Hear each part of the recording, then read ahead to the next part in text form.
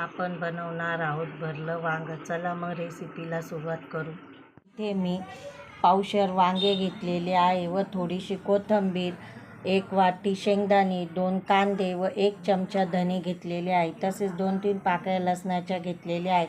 प्रथम आपण शेंगदाणे भाजून घेऊ.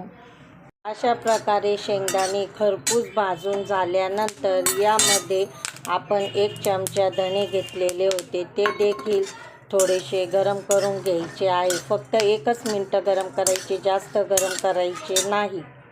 मिक्सरच्या भांड्यामध्ये टाकून घेतल्यानंतर यामध्ये 1-2 लसणाच्या पाकळ्या देखील टाकून घ्यायच्या आहे. अशा पद्धतीने आपल्याला शेंगदाण्याचा कूट बारीक करून घ्यायचा आहे.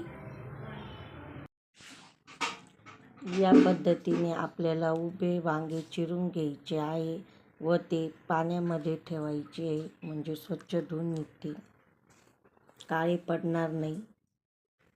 इथे मी 2 बारीक कांदे चिरून घेतलेले आहे व कोथिंबीर देखील चिरून घेतलेली आहे. इथे मी कूट घेतलेला आहे. या शेंगदाण्याच्या कुटामध्ये चवीनुसार मीठ, 1 चमचा लाल मिरची पावडर,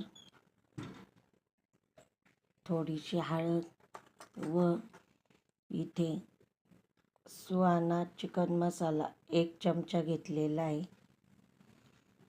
आणि घरगुती काळा मसाला देखील अर्धा चमचा घेतलेला आहे. यामध्ये 1 वरगळी तेल टाकायचं आहे. हे सर्व मिश्रण एकत्र करायचं आहे.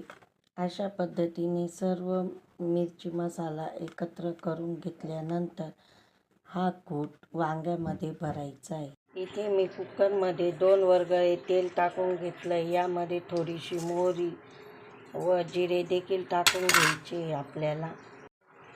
जिरे मोहरी चांगली तडतडल्यानंतर यामध्ये आपण बारीक चिरलेला कांदा टाकायचा आहे.